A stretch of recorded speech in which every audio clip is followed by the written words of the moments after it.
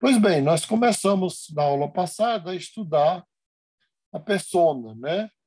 E aí o aspecto positivo da persona é que a persona nos permite transitar em todos os papéis. Então nós estamos estudando os principais arquétipos junguianos e especialmente o impacto desses arquétipos na personalidade, na vida das pessoas e também na clínica psicológica, né? Bom, o aspecto positivo é que a persona nos dá a possibilidade de viver em sociedade sem nos expor tanto. Esse é o lado positivo. O lado negativo é que nós podemos facilmente nos identificar com a persona e passar a ser a persona, né? A agir como se nós fôssemos um personagem. E tem pessoas que incorporam esse papel. A maioria dos atores, eles quando fazem, especialmente teatro, que tem que fazer quando na situação de normalidade, tem que fazer às vezes a mesma peça durante anos, eles fazem análise por quê? Porque eles mergulham no personagem e depois é difícil sair do personagem, né? Mas tem uma outra situação negativa da persona, que é pessoas que não têm persona. Ou ter as mínimas personas possíveis. E estas pessoas, elas costumam se orgulhar de ser elas mesmas em todas as situações.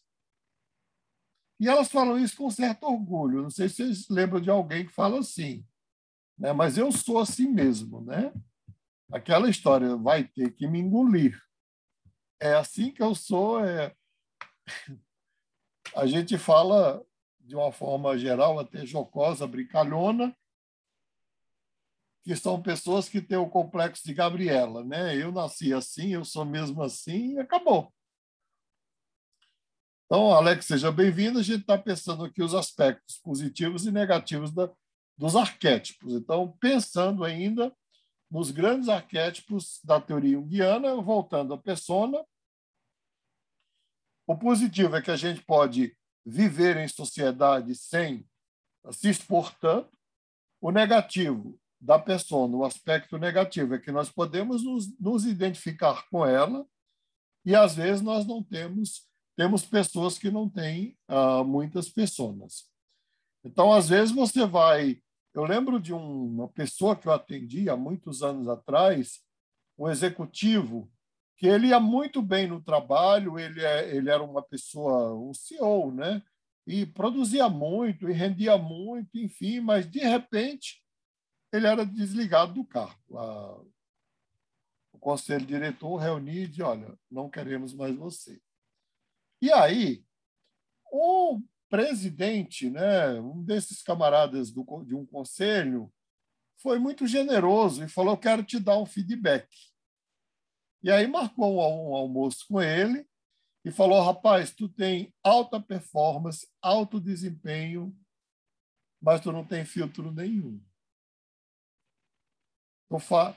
Tu se expõe, assim, tu mostra as vísceras e as pessoas não querem saber das tuas particularidades, da tua vida pessoal, dos teus sentimentos, nem do que você pensa. Aquela coisa, né? Eu vou falar a verdade. Mas quem é que quer ouvir a verdade, né? E aí ele trouxe isso muito magoado.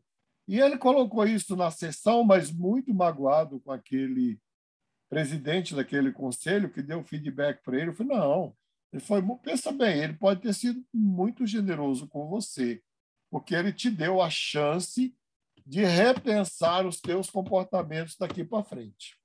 E realmente, menos de 3 meses depois, ele estava no mesmo cargo em uma outra multinacional. E aí ele falou assim, então, mas eu não entendi o que ele quer dizer. Eu falei, então, vai para casa, pensa. Na semana que vem a gente continua. Aquelas coisas de análise. Aí ele voltou, sentou. Ele falou, pensando bem, quem diz tudo que pensa e diz tudo que sente é uma criança. Você acha que foi isso que ele quis dizer? Eu fiquei quieto. Ele falou: entendi tudo. Mas a gente não pode falar o que pensa, não pode expressar o que sente. Pode, depende de quem, quando e como, não é? E para quem. Então, a persona é exatamente para a gente criar filtros. E, sinceramente, assim como você tem aquele identificado com a persona, que você é uma couraça, né? Que você tem que fazer com que a pessoa se descole da persona, pelo menos até onde é possível. Mas tem pessoas na clínica que a gente tem que contribuir e colaborar para que elas criem personas.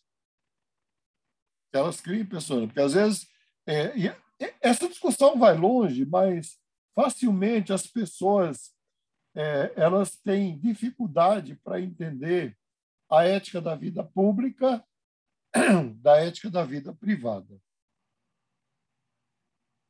Eu lembro, tenho uma passagem na minha vida que eu vou compartilhar aqui com vocês, que eu estava... eu tenho uma filha psicóloga e ela passou no vestibular na mesma universidade que eu dava aula, que eu dou até hoje. Eu dava no Mackenzie, que eu dava ética profissional e psicopatologia. E ela passou, e eu pensava assim, tem 8 turmas, naquela época tinha 8 turmas, hoje acho que tem o dobro disso. Tem 8 turmas de psicologia, eu vou dar ética, e eu dava Maquiavel. Sabe a lei de Murphy? Eu falo assim, você já pensou, a minha filha aprender Maquiavel comigo vai ser um negócio. E aí, quando eu entro na sala, no início do semestre, no 5º semestre, quem está lá? Minha filha. Eu falei, gente, a gente vai começar a ética profissional estudando Maquiavel. Porque Maquiavel trata exatamente do quanto é necessário você separar a ética da vida pública da ética da vida privada para você se sustentar no poder. E aí ele diz assim, o problema não é nem você conseguir o poder. Isso não é problema para muita gente. O problema é se manter lá. E para se manter lá, você tem que separar o público do privado. Ele é muito mal compreendido, mas, na verdade, o primeiro filósofo que faz a distinção entre uma ética da vida privada da ética da vida pública, depois da República de Platão, claro, é Maquiavel. Só que Platão era muito poético, Maquiavel não, Maquiavel muito cru. E aí ele fala aquelas coisas lá maravilhosas lá do príncipe. E aí, quando terminou, a minha filha falou assim, pai, vem cá. Eu não estou te reconhecendo, porque eu nunca pensei que você fosse ensinar essas coisas para gente. Eu falei, ensinar o quê? Essas coisas malucas, loucas, absurdas. Ela era adolescente, do Maquiavel. Eu falei, bom, primeira coisa, eu não sou o teu pai aqui. Eu sou teu professor. E você aqui vai ter que bancar a minha aluna ou então mudar de turma. Não vai ter jeito. Não tem outro jeito. A gente vai ter que entrar no entendimento para eu ser o professor e você aluno. Não, essa parte eu entendi. Agora o Maquiavel eu não vou entender nunca. Então, ela fez uma carreira mesmo na psicologia. Hoje ela dirige os recursos humanos de uma multinacional. E aí ela chega e fala: pois é, pai, já li Maquiavel muitas vezes. Lá é só Maquiavel, não tem outra coisa. Por todo lugar que você for, só sai Maquiavel. Bom, Maquiavel pode não servir para as relações pessoais, mas não tem como sobreviver na sociedade sem Maquiavel. Então, radicalizando um pouco a ideia da persona, é a ideia do Maquiavel que você tem que representar o que for necessário e possível para se manter no poder. Mas também, se você levar Maquiavel para as relações pessoais, não vai funcionar. Porque nas relações pessoais é a ética da vida privada e não a ética da vida pública. Assim como levar as relações pessoais para a empresa, também não vai funcionar, porque lá não é da ordem da vida privada, é da ordem da vida pública. E aí, vocês querem fazer algum comentário, alguma questão sobre isso? É isso? Não é isso? Faz sentido? Não faz sentido? Faz, mas posso fazer um comentário? Eu Pode. estava tendo aula de trabalho e saúde mental lá na faculdade e, e aí a professora veio com aquele discurso bastante politicamente correto, né? Que o psicólogo tem que ajudar todo mundo. Foi assim que ela falou, mas assim, o espírito da aula era esse, né? Que o psicólogo tem que ver o colaborador, e o colaborador, né, não pode estar sujeito às lógicas de mercado, que não sei o que lá. Aí, aí eu pedi a palavra, eu falei, então, professora, aqui na teoria é muito bonito, mas ali na prática não é tão ursinhos carinhosos assim, né? A gente sabe que ali há relações de poder e interesses de todos os lados, inclusive do próprio colaborador, que não é santo só por ser colaborador, né? Existem também colaboradores bastante sacanas, né? Aí eu contei para uma experiência enquanto dono de empresa e tal. Sim? Aí ela trouxe essa questão mais Maquiavel, né? Que é uma relação um pouco mais pragmática das relações na vida pública. É esse pragmatismo que você se refere? Sim, é esse pragmatismo. Que, na verdade, quando a gente fala de persona, a gente está falando de pragmatismo, não é? Você ser capaz. Não, não é que você vai comprometer a tua essência, mas, na verdade, a gente está falando de sabedoria. No fundo, é sabedoria. Bom, eu posso dizer tudo o que eu penso? Pode, desde que você saiba quando, como, onde, como e para quem. Então, a gente, muitas vezes, você tem que ter vários níveis de discursos, inclusive para o paciente, trazendo para a clínica, não é? Inclusive para o paciente. Por quê? Nossa, você pode ter feito uma grande descoberta sobre um problema daquele paciente, mas a descoberta é tua, como analista. A pergunta é: ele está preparado para ouvir naquele momento? Talvez não. Então, por mais extraordinária que seja a tua descoberta, você tem que fazer cara de paisagem e silenciar, até que o paciente tenha condição de ouvir aquilo que você vai dizer. Ora, você está mentindo? Não. Está omitindo? Não. Você não sabe. E muitas vezes eles dizem assim: ah, mas você sabia disso há muito tempo. Sabia. Nossa, que bom que você não falou, porque eu não estava preparado para ouvir. E não estava.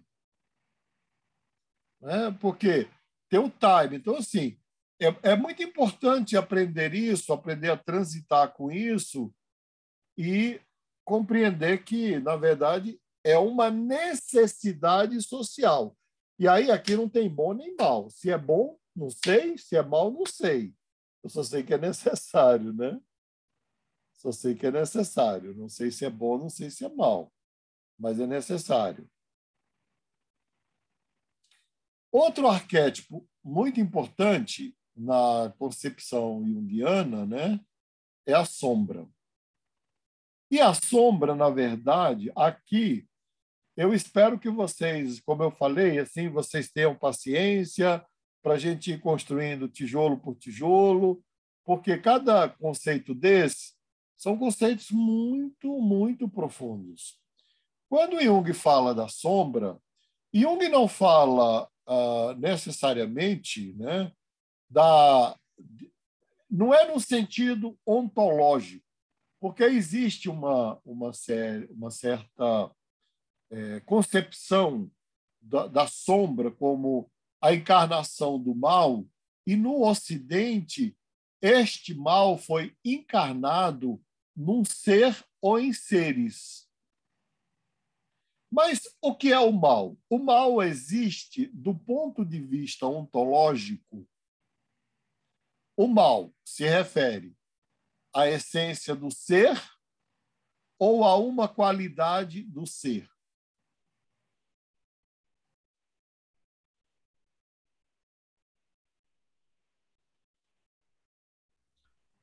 É uma pergunta para a gente responder É uma mesmo? pergunta.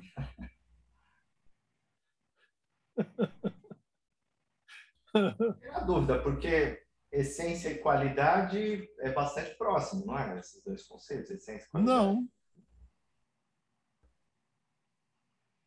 Se ela é a essência do ser, Vamos voltar para a filosofia. Quando eu falo a essência do ser é o ser em si, né?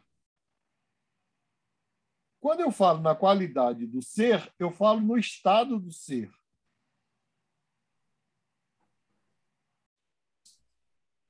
O mal tem a ver com a essência ou com o estado? Nossa, difícil, hein, professor? Muito Difícil, né? eu difícil. acho que é a essência, porque é impossível ter um ser humano que não tenha algo de mal nele. Todos nós temos maldades em algum nível, né? Sim, mas quando você pensa, Alex, na origem do mal, vamos pensar qual é a Ela se origem. dá por alguma razão, né, professor? Então, acho que Isso, sempre vai ter um estímulo. sim. E o mal vai ser. Olha só, Alex, que interessante. O mal vai se manifestar sempre em relação a alguma coisa, alguma situação ou algum Uhum. outro ser É. que é perfeito. Que é perfeito. É. Ou que atinge o ideal de perfeição. O mal é sempre a ausência de alguma coisa, não é nem a presença. Ah, legal. Faz sentido.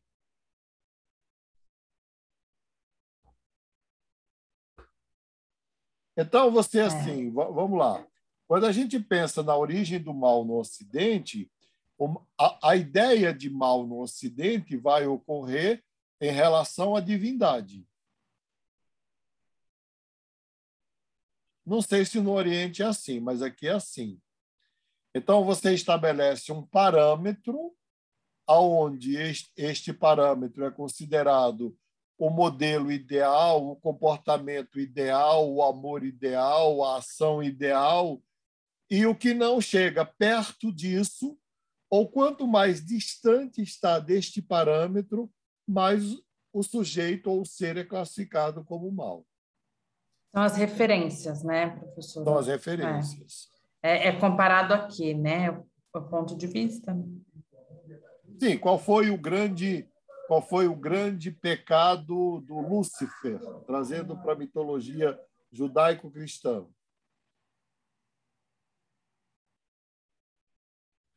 Querer ser igual a Deus. Rebelião? Foi Igual a Deus. querer ser igual a Deus. Logo, ele era diferente. Era só isso. A distância da criatura para o Criador, isso vai aparecer em toda a mitologia. Qual vai ser o pecado de Prometeu? Zeus fazia fogo, Prometeu não. Prometeu vai lá e rouba o fogo de Zeus para se tornar igual a Zeus. Então, a criatura em toda a mitologia vai aparecer o quê? O criador e a criatura. O criador é de uma essência, a criatura é de outra. Logo, a criatura nunca consegue ser igual ao criador.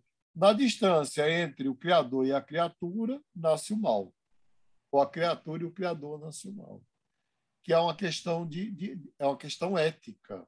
Por isso que ela não é necessariamente ontológica. O que você quer dizer quando você fala que ela não é necessariamente ontológica? Que ela não é Ela desenvolvida, mas ela foi, é um estado natural do ser, é isso? na verdade, assim, você vai aí a discussão é muito grande. A gente pode trazer, dialogar aqui e não vai chegar à conclusão de nada, né? A gente pode aprofundar a compreensão, que eu acho que é o objetivo.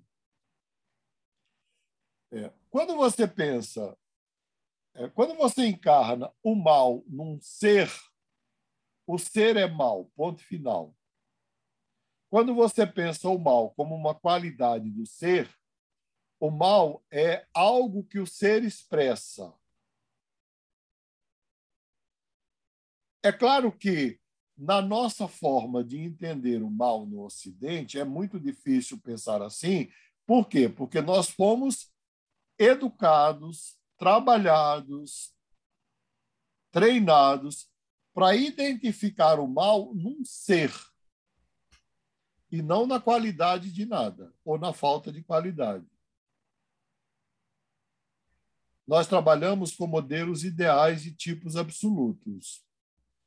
Mas ainda dentro dessa discussão que eu estou trazendo, até o primeiro século não havia um problema muito grande em um homem ou uma mulher ou em a humanidade ver um ser como bom e mal.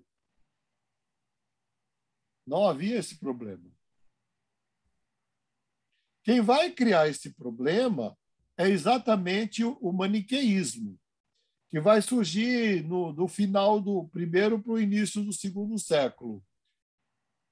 E o maniqueísmo traz aquela ideia do dualismo lá para dentro do cristianismo, e o Deus do Velho Testamento é o Deus mau, o Deus do Novo Testamento é o Deus bom, e aí ele projeta isso no homem, o corpo é mau e o espírito é bom. E se o bem habita em mim, o mal não pode habitar. E se o mal habita em mim, o bem não pode habitar. Mas antes disso, o homem via como extremamente natural que nele habitasse o bem e o mal. Professor, porque eu acho que é um pouco assim, são os impulsos, né? Porque as pessoas, ela é boa ou má naquela atitude, para aquela situação, né? A pessoa, ela não é boa ou má, né? Ela age de maneira boa ou de maneira má para determinada situação e sob o ponto de vista de outra pessoa também, né? Sim, muito, muito bem colocado, Gabriela. E a questão é, se eu não posso, o que ocorre quando eu nego o mal em mim? Esse é o ponto que Jung vai trabalhar e que é uma das bases da análise junguiana. Vamos lá, Bertone, Alex e Renato, me ajudem. Se eu não consigo ver o mal que existe em mim, o que eu faço com isso? Transfere para outra pessoa? Exato. Não é isso? Isso, projeto no outro.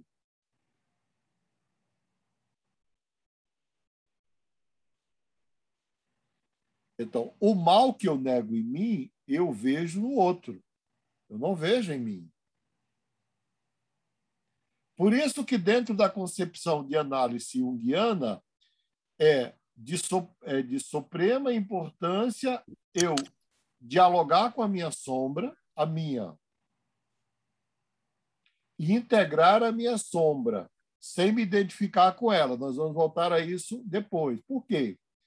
Se eu não consigo ver nenhum mal em mim, eu vou ver o mal que eu nego em mim nas pessoas com quem eu me relaciono. E aí eu vou projetar a minha maldade no outro. O outro é mau.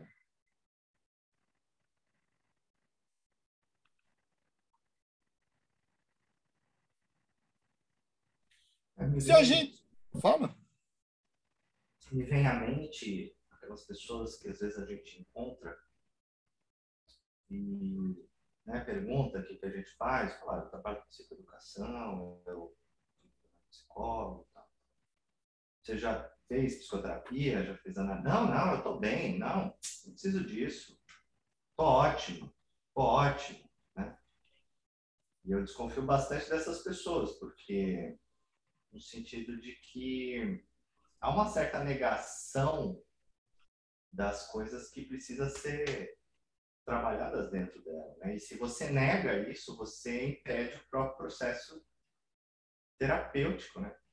Seja Sim, ele de qual linha for. sim. E o próprio processo de Está falando crescimento. dessa negação, dessa... Sim. E é muito difícil você mesmo, ver o lado sombrio da sua alma. É muito difícil. É como se nós fôssemos cegos para nossas limitações.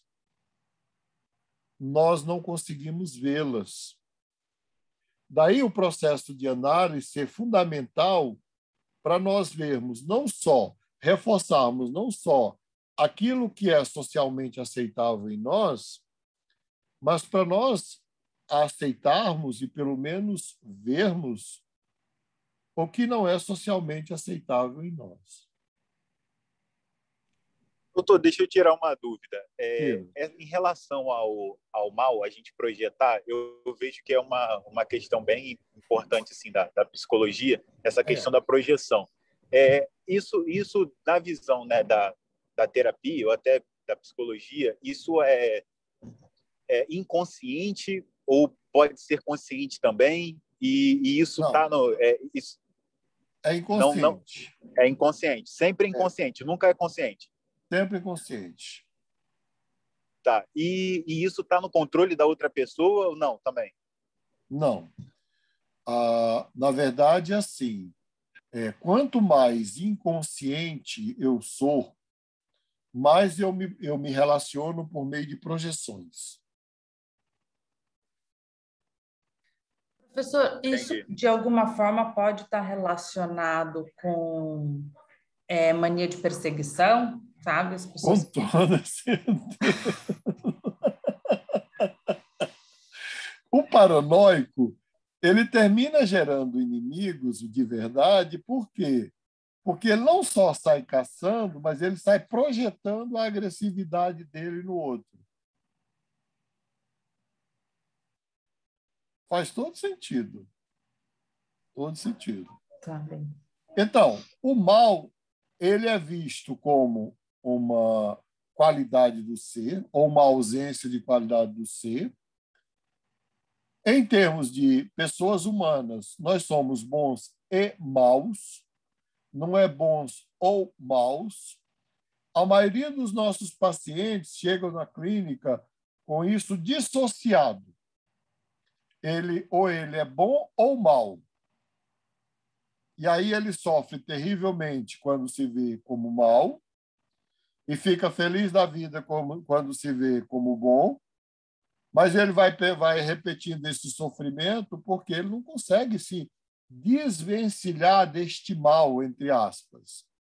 Porque, na verdade, quando o Jung fala da sombra, ele está falando exatamente dos aspectos mais primitivos da natureza humana.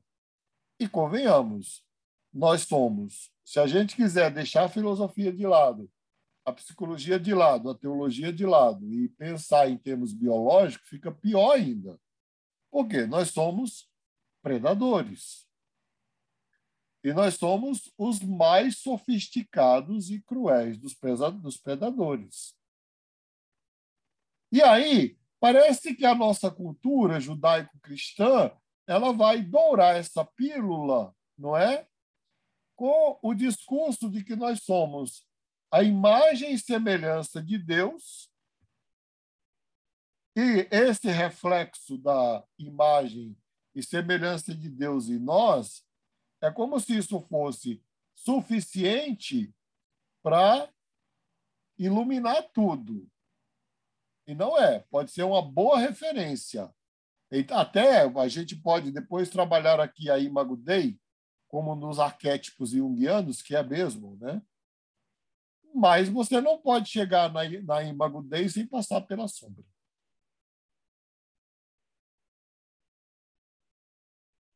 E na medida em que você vai descobrindo a sua própria sombra, você pode dialogar com ela. Dentro da nossa cadeira, nós vamos ter um trabalho, né, de um um artigo. Vai ter uma revista na Universidade Aberta, uma revista indexada. Quem está produzindo a revista é o Dr. Carlos. É que ele também teve a perda de alguém querido recentemente. E os melhores artigos vão serem publicados na revista. Então, já fica aí como exercício, no primeiro semestre do primeiro ano, escrever um artigo como atividade complementar e de avaliação. E nós vamos selecionar, eu espero já encaminhar para vocês, alguns filmes que estão disponíveis no YouTube, por exemplo, e em outros canais. Um deles é A Integração da Sombra, ou O Efeito Sombra. Nós vamos ver isso aqui. Quanto mais eu tenho consciência da minha sombra e mais respeito eu tenho pelo meu próprio mal, mais eu posso respeitar, suportar e tolerar o mal do outro. Faz sentido isso? Total. Total. Total. Você fica mais compreensível, mais tolerante, né? Mais tolerante. E existem pessoas que são... isso é fato, tá? Que o nível de dissociação entre nós é muito grande. E existem pessoas que têm uma capacidade imensa. Por exemplo, eu atendo médicos e médicas. Não sei porquê, mas a maioria cardiologistas. E aí eles têm uma capacidade imensa de cuidar do coração do outro. É verdade, eles salvam vidas, não é? Sabe? E cuida do outro, e tem compaixão pelo outro, e cuida do coração do outro, mas dele mesmo, não. Dele mesmo, não. São extremamente rigorosos com eles. Eles com eles, se tratando de médicos saudáveis, né? Eles chegam, vamos lá, ele salva 100 vidas no mês, aí perde uma vida, pronto, o mundo acabou. Ele chega e fala, mas, doutor Márcio, eu não posso falhar. Bom, mas quem não pode falhar? Por que ele não pode falhar? E, na verdade, depois de examinar tudo, não foi ele que falhou, é que a vida tem prazo de validade. Era a hora da pessoa ir, até por todos os sintomas e doenças e tudo que ele... Isso aconteceu muito na pandemia, não é? O desespero dos médicos por perder vidas humanas.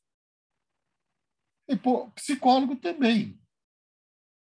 Então, talvez o nosso maior desafio é aprender a cuidar do nosso lado mais sombrio, ao invés de rejeitar. Porque a cultura ensina a rejeitar.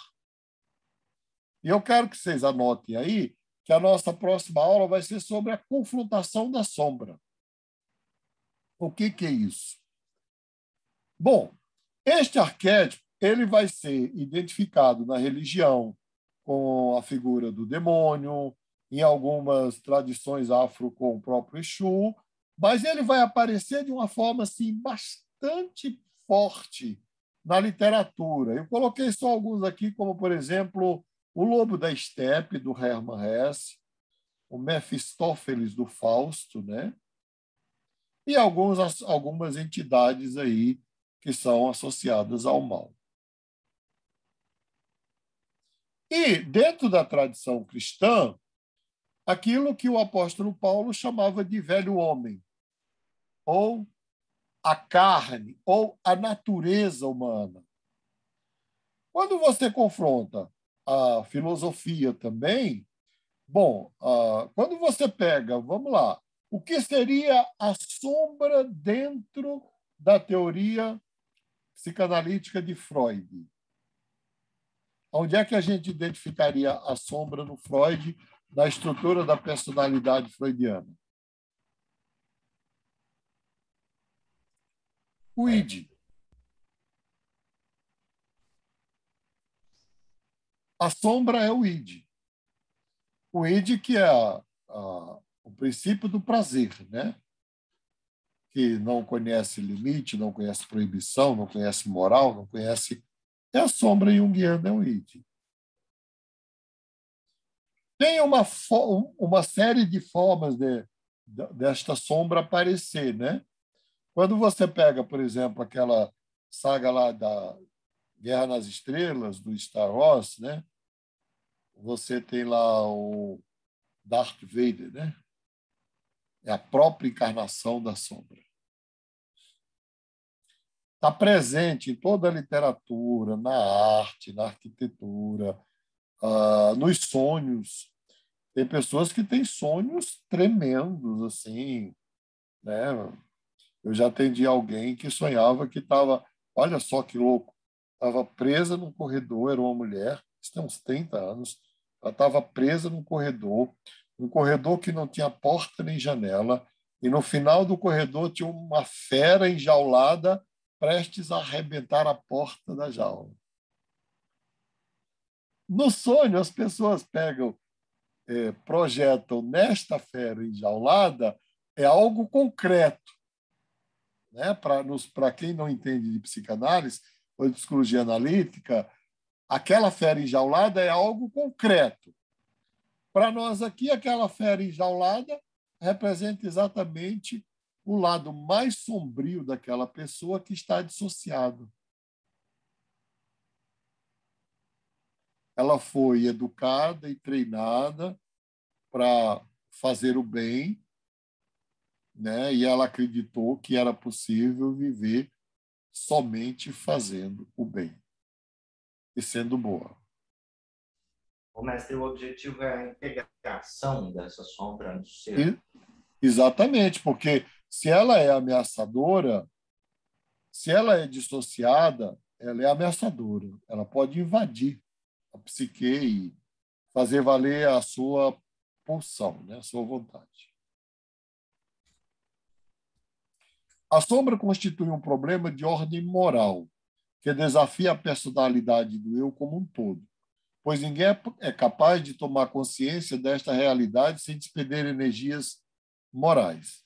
Mas nesta tomada de consciência da sombra, trata-se de reconhecer os aspectos obscuros da personalidade, tais como eles existem na realidade. Esse ato é a base indispensável para qualquer tipo de autoconhecimento. E por isso, via de regra, ele se defronta com considerável resistência. Enquanto, por um lado, o autoconhecimento é uma experiência terapêutica, por outro lado, implica muitas vezes um trabalho árduo, que pode se estender por um longo espaço de tempo. Isso na internet sobre... Então, a sombra, na verdade, eu penso que a tomada de consciência ou de contato ou de conhecimento com a sombra é um longo processo de autoconhecimento. Não é algo automático e nós não somos educados para isso, né?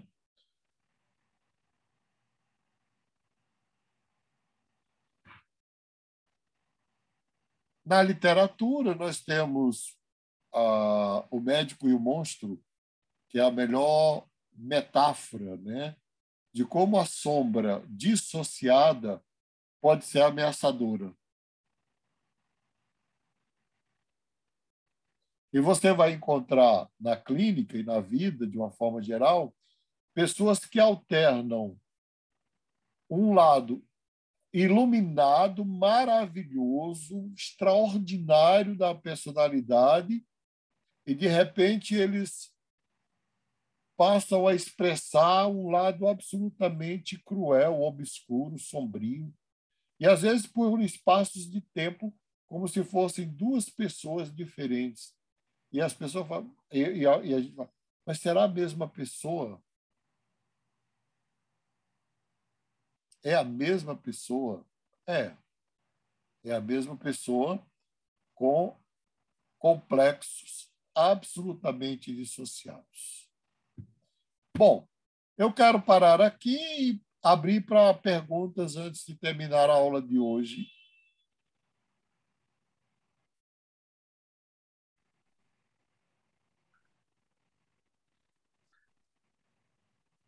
Mestre, eu fiquei lá no Maquiavel, ainda estou com O senhor lançou uma luz aí, mas eu confesso que para mim é muito difícil equalizar, não sei se é esse o verbo, o príncipe com o ensino da montanha, a ética de Jesus. É impossível. Então, É impossível. Não, aí é que está. Aí eu entro num conflito, porque a ética de Jesus promove uma contracultura, né? Mas vamos pensar quando Jesus fala, vou usar teu próprio raciocínio, quando Jesus fala assim: sedes prudentes como as serpentes e simples. Uma pomba. Uma pomba. O bispo metodista, os bispos metodistas da Igreja Metodista, aquela metodista do Brasil, né, dona da Unesp, quando ele recebe o título de bispo, ele recebe também um anel. E do lado do anel está grafado uma pomba e do outro uma serpente. E eu não vou declarar o nome aqui. Mas eu tenho um amigo bispo, né? E às vezes, brincando, ele fala assim: olha, Máspoli, quando eu estou lá no concílio metodista, resolvendo os problemas lá da instituição, eu viro o anel de acordo com a personalidade que entra.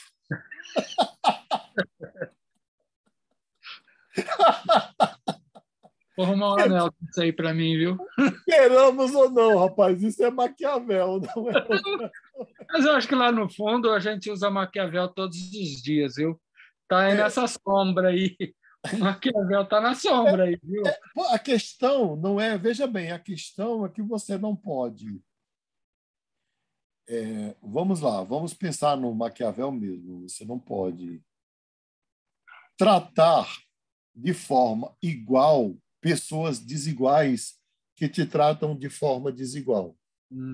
Então, se você vai, por exemplo, se você vai fazer um negócio, por exemplo, comprar um apartamento, uma casa, um carro, você tem que se cercar de todo um aparato jurídico para não cair em contos, né?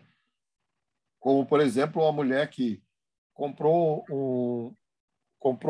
um terreno lá em Copacabana, isso eu conheci a mulher, e ela foi tomar posse do terreno, o terreno ficava no meio do mar.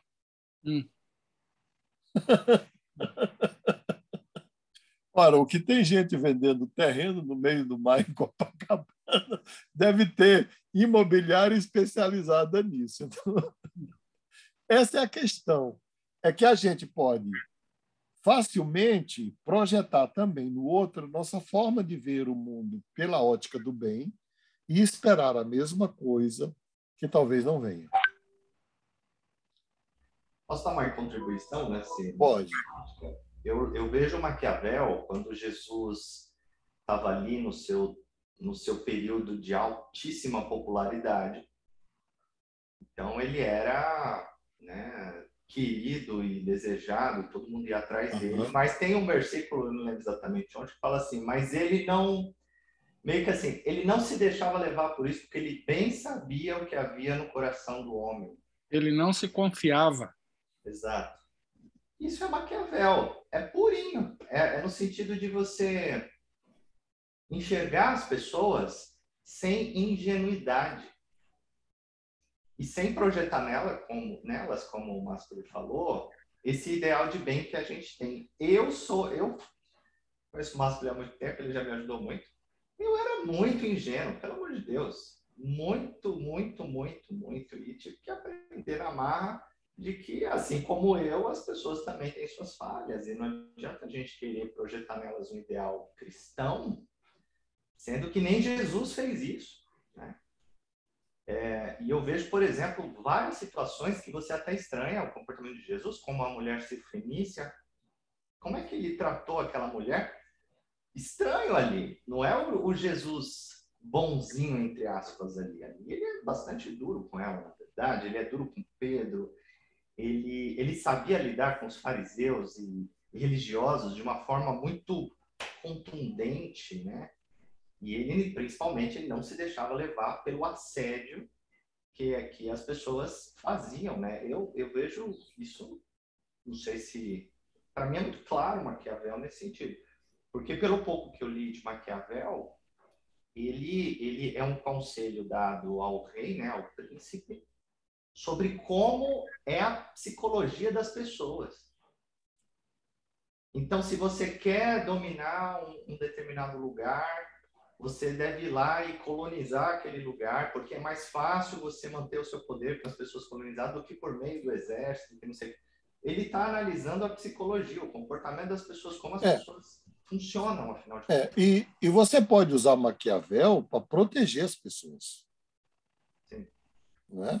Que é a conclusão lá, que aquela jovem, minha filha, hoje já uma senhora, chegou. No cargo que ela ocupa, ela fala, olha, o sujeito cisma que tem que demitir alguém. E eu chego para ele e falo, mas quais são as razões?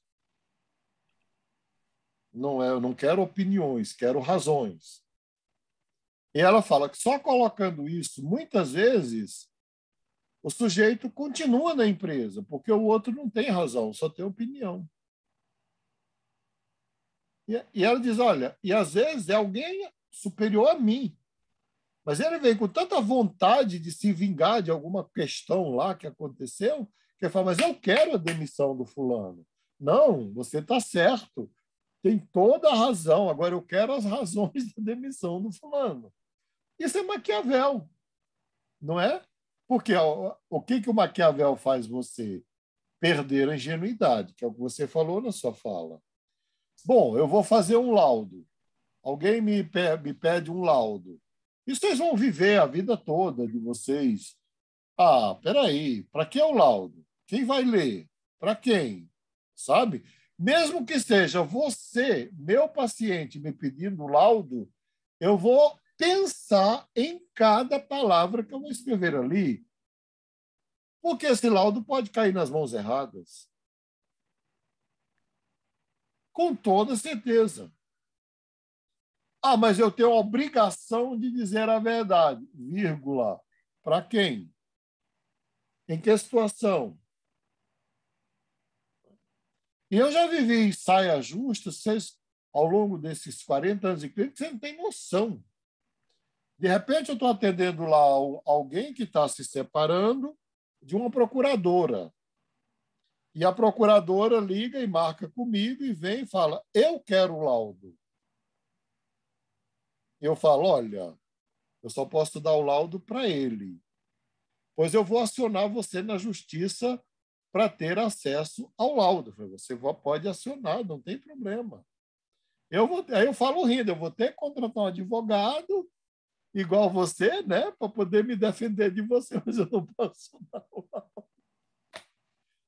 Está entendendo? Então, assim, não é muito sério quando a gente pensa que a gente vai trabalhar com vidas humanas e que muitas vezes não tem essa noção tão clara da maldade, até porque ele foi treinado a ver a maldade como algo absoluto em alguém e não relativo nele.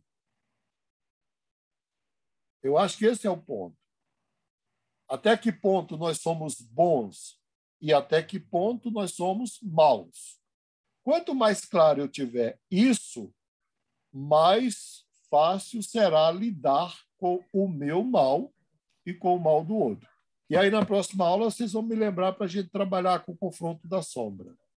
Professor, e tem um ponto também, né? O ser bom ou mal é bom ou mal para quem, né? É isso aí. Você está sendo bom ou mal para o outro e você, né? Então... E você?